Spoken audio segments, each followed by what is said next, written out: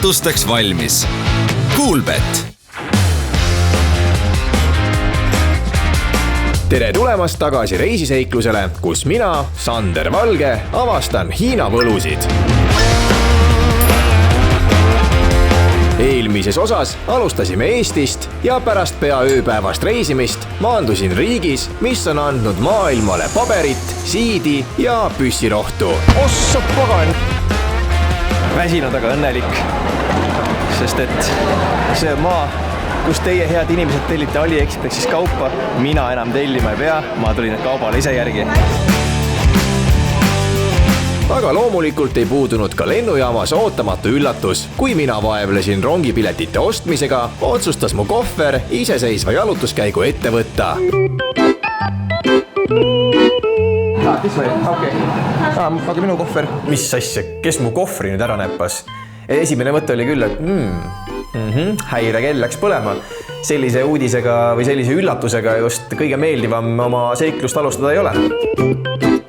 Õnneks sai olukord kiire lahenduse. Selgus, et üks hajameelne briti noorhärra, kes oli parasjagu telefonivestlusesse süvenenud, haaras minu kohvri kogemata kaasa. Vähemalt oli see heatahtlik vargus. Ei ole saanud veel maale sisse, juba võetakse kohver kuskilt selja tagant ära. Ei no tore, aga lähme rongi peale. Õnneks, et mees sai aru, mitte ei jõudnud hotelli ja vaatas, et vale kohver.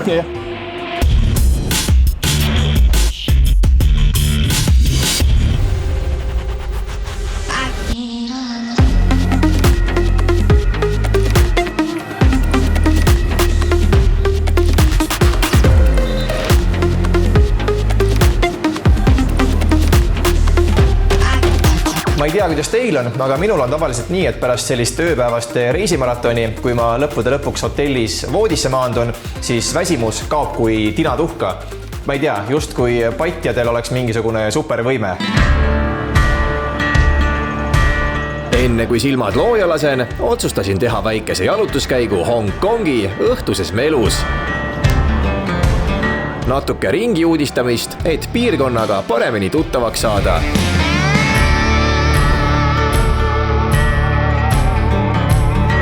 Kui Hong Kongi satute, siis üks asi, mida kindlasti soovitatakse, on õhtune praamisõit ühelt kaldalt teisele.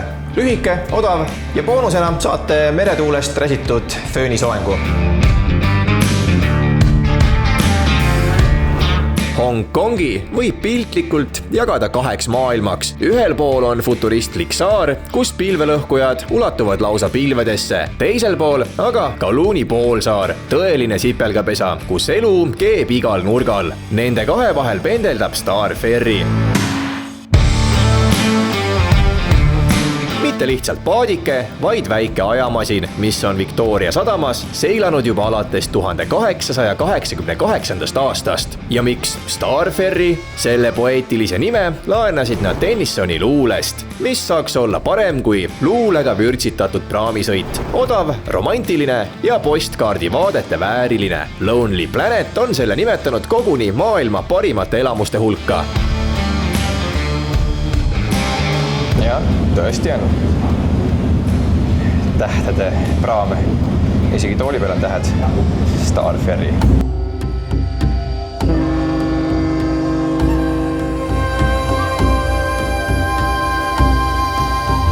Sõidan selle Star Ferryga siin. Öeldi küll, et see võiks olema selline nagu kindel asi, mille sa siin Hong Kongis olles ära proovid. Proovin. Aja kokkuhoiu mõttes kindlasti väga tore, sellepärast et sõit ühelt poolt teisele ka majanduslikult on väga kasulik. Kõigest 61 eurosenti läheb maksma siis trip. Tõsi, kui sama vahemaa läbida taksoga, on nii aja kui rahakulu korralik. Vähemalt 25 minutit sõitu ja umbes 20 eurot vaesem. Päris soolane hind võrreldes praamisõiduga. Nii siis tõeline lifehack. Odav meelelahutus ja isegi Lonely Planet kiidab. Aga mis temast nüüd nii erilist on? Võt sellele küsimusele ma hetkel vist päris täpselt vastata ei oska. Samas vaated on ilusad.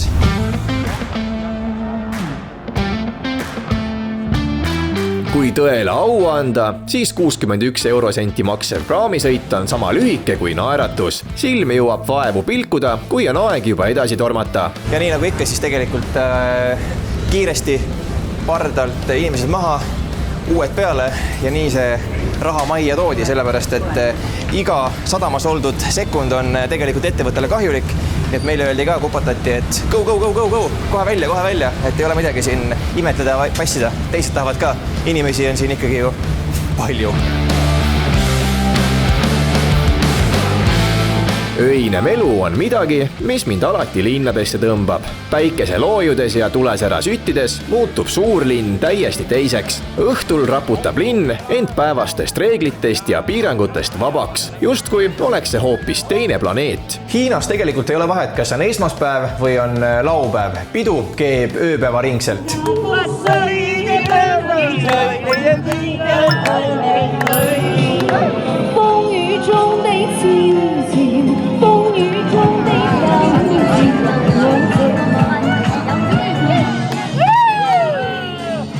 Õhtune jalutuskäik on meid toonud Hongkongi poolsaarel asuvasse Wan Chai parki. Päeval võlub see oma roheluse ja kohvibaaridega, aga õhtuhämaruses muutub see tõeliseks festivaliks. Elu keeb igas nurgas.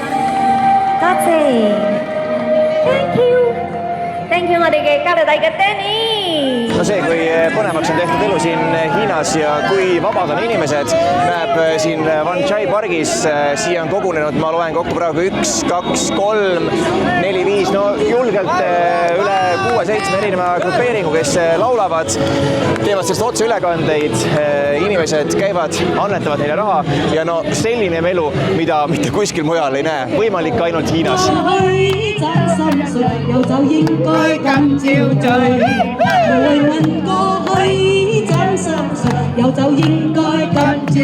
Ühel hetkel tundus muidugi, nagu ma oleksin sattunud kuskile Kolga-Jaani külabaari, eriti joviaalsel reede õhtul. Kõik karjusid, laulsid, tantsisid, aga mitte millestki aru ei saanud.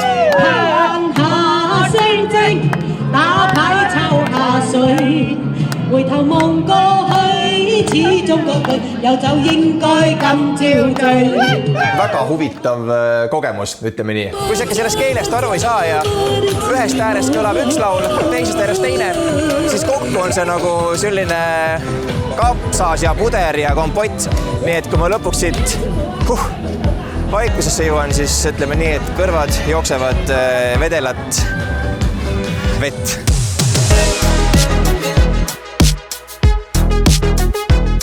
Ja ütleme nii, et sellega võib tänase päeva lukku lüüa. Kõrvad vilisevad ja lennureisi järel kuhjuv väsimus hakkab enda aina rohkem tunda andma.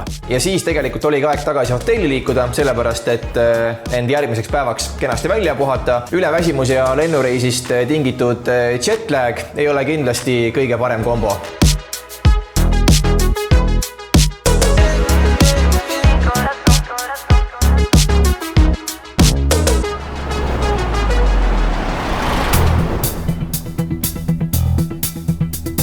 Pärast pikka ja magusat tund on tänane eesmärk lihtne. Viia end kurssi kohaliku kinnisvaraturuga, sest kunagi ei või teada, millal tekib tahtmine siia pikemalt jääda. Kui meie Euroopas oleme harjunud kõiksugu mugavustega, siis teate, siin Hiinas on lugu hoopis teisest ooperist. Ja see ooper on pigem tragöödia kui komöödia. Et seda kõike oma silmaga näha ja kogeda, otsustasin ühendust võtta 25-aastase Hongkongis elava noormehega, kelle missiooniks on näidata linna tumedamat poolt. Saage tuttavaks Isaac. I'm born and raised in Hong Kong. My grandmother is from the Philippines. So it's a little bit, my childhood is not that good, I would say. My dad spent a tough time in Hong Kong, but I was really grateful Hong Kong got all the free education. I'm lucky enough to get into a good school. I got my good education. So I'm a tour guide now. I got my good career. And I'm enjoying what I'm doing now. So yeah, bad childhood, bad starting point. But all the things happened till now make me I would say a good grow-up experience. So I'm proud to be a Hong Konger now. And good to have all the people coming here to join all the tours. Qualified enough to be a tour guide. Isaac on viimased 1,5 aastat tutvustanud turistidele Hongkongi varjatud külgi. Enne giidiks hakkamist tegeles ta turunduse ja müügiga, kuid tema jutuosavus tüütas ülemuse lõpuks ära ja nii suunati ta turismisektorisse. Tundub, et see sobib talle hästi. I was lucky enough, I like talking to people and I get my license as a tour guide and I got all the opportunity to get all the customers coming to Hong Kong. And that's why I'm here. All because of a lucky chance to get into the company now, then I got all the experience now.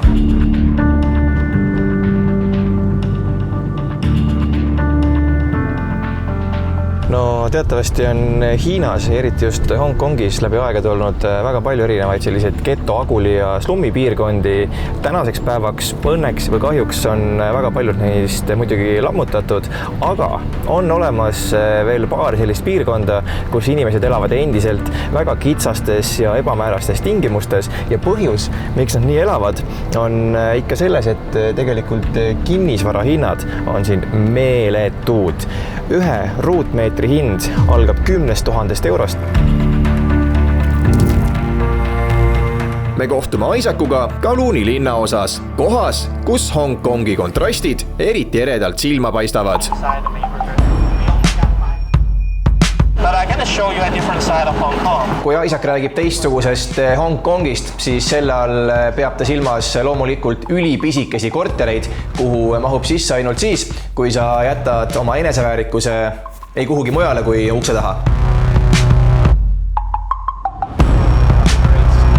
This is 324 square feet. This is roughly 30 square meters now. And if I want to rent this one, the price is 15,000 Hong Kong dollars per month. 15. Maybe you can't tell the difference, how crazy. Average salary in Hong Kong is 20,000.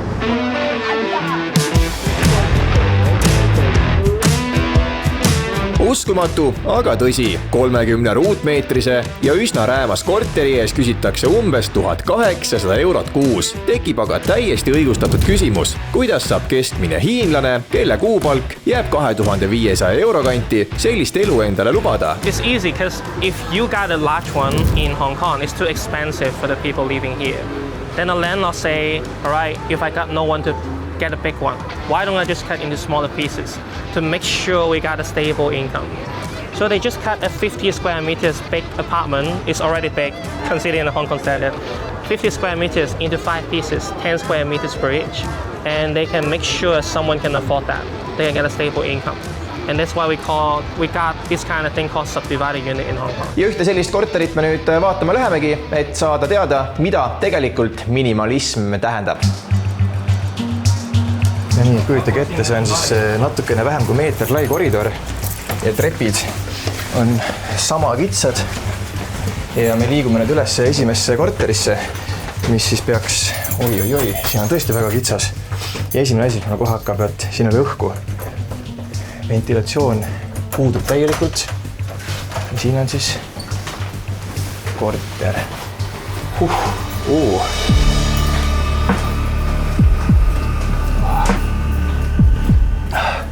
Mul on juba esimese 10 sekundiga siin nii paha olla. Kas te teete nalja või? Kas te teete nalja? You kidding me? Oh my god. Te nagu päriselt elate sellistes tingimustes. Mul tõepoolest korraks ei karp lahti ja mitte sellest, et mul oleks suu mingisugust toitu täis olnud, vaid tõesti üllatusest. The only good thing about this unit, I don't need to do a room tour. You see everything with one side. Nii, ja tere tulemast siis ütleks, et selle piirkonna luksuskorterisse. Miks ma ütlen lukskorterisse? Tulge siia. Sellepärast, et see on ainuke korter, kus on olemas WC.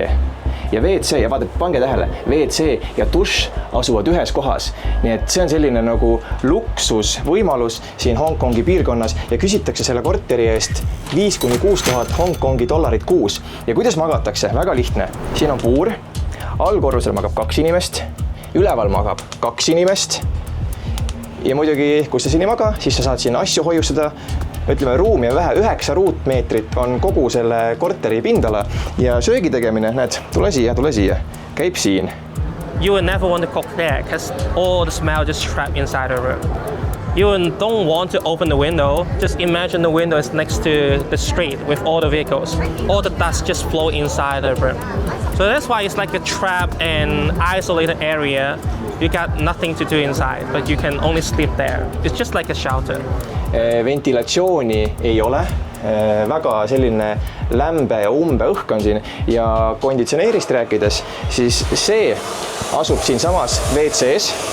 If you use your toilet, your family members can smell what you ate last night. Väga crazy, millises tingimustes inimesed siin on elanud.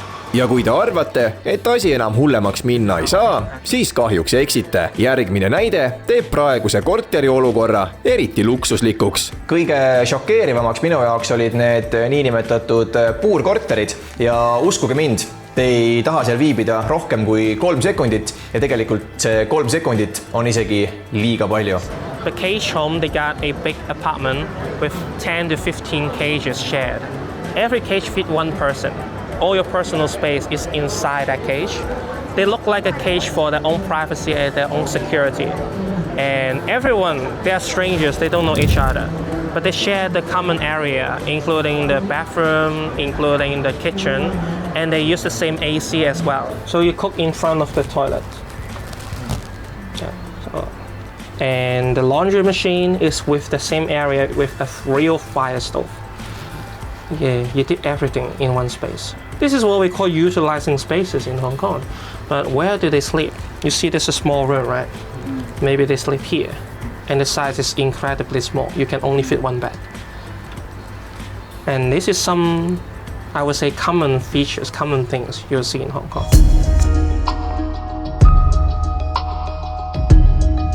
Paljud kindlasti mõtlevad, kui tingimused on nii ebainimlikud, siis miks Hiina valitsus midagi ette ei võta? Küsimus, mis kerkib taas ja taas esile. Really easy. If you want to fix anything in Hong Kong, you need to guarantee you can settle the people living inside. But if you cannot do that, you cannot do anything to solve the problem. And that's what we're facing. We got no land to resettle the people, the residents of the subdivided unit. We cannot do any action so far until we got the land to build the, we say, the accommodation for settling the people. Ja rääkides veel elektrisüsteemidest, siis tegelikult see korrus kokku siin on umbes 100 ruutu. Algselt oli 100 ruudune ja mis siis tehtud on? See on jagatud 9 erinevaks väikseks korteriks ja kuidas on lahendatud elektrisüsteem? Kui varem oli siin üks suur elektrimõõdik, siis nende väikeste apartmentide peale pandi kokku kõik sellised 1, 2, 3, 4, 5, 6, 7, 8, 9 elektrimõõdikut. Vot, nii on lood. Sellistes tingimustes elatakse siin. Ja näete, tulge vaadake, siin on siis selle korruse ühiskasutatav WC, et kõik korterid WC-ga ei ole. See on põhjus, miks ma ütlesin, et eelnev korter oli siis ikkagi luksuslik.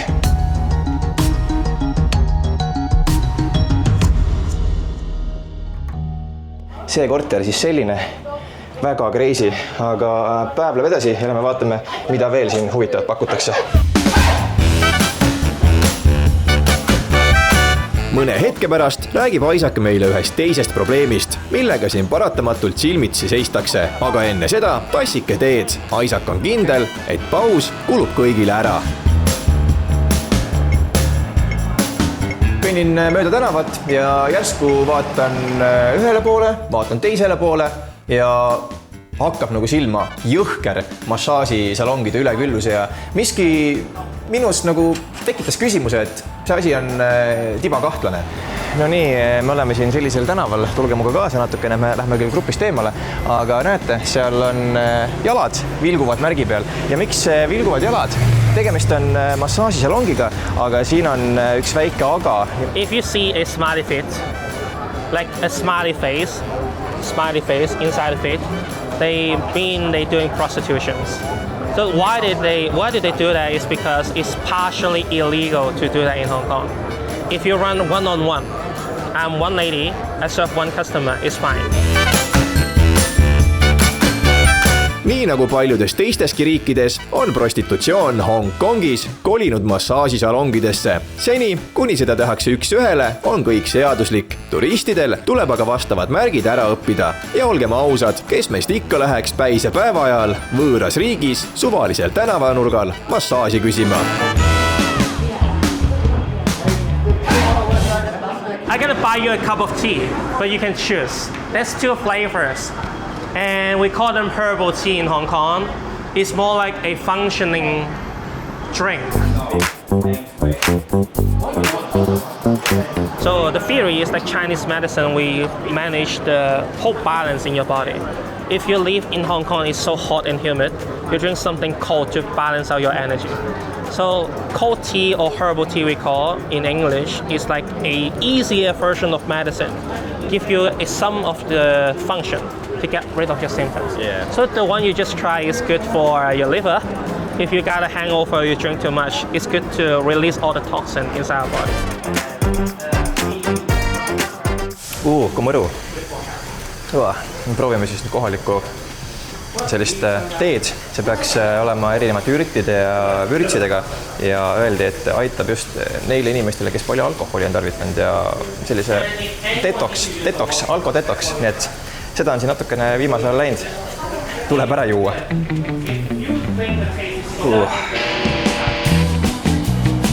Tee joodud ja mürgid kehast välja aetud. Nüüd on aeg teekonda jätkata.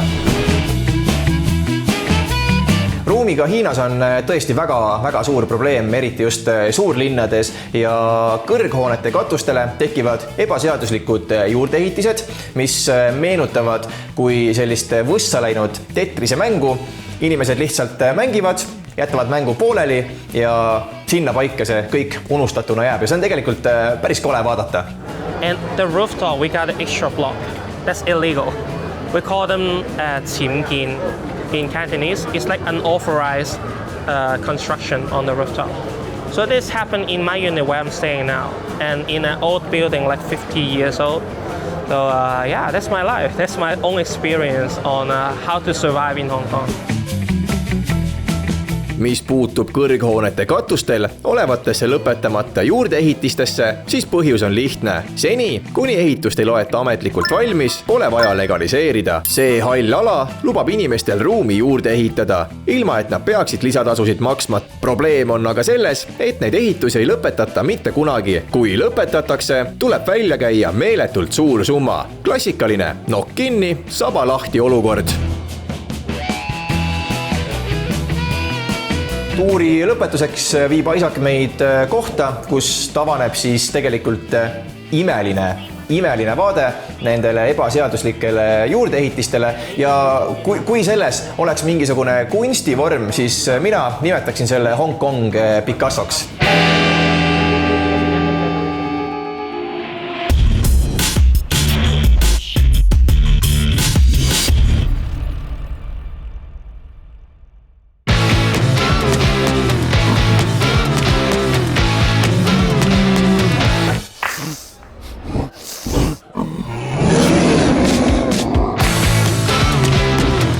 Üllatusteks valmis. Coolbet.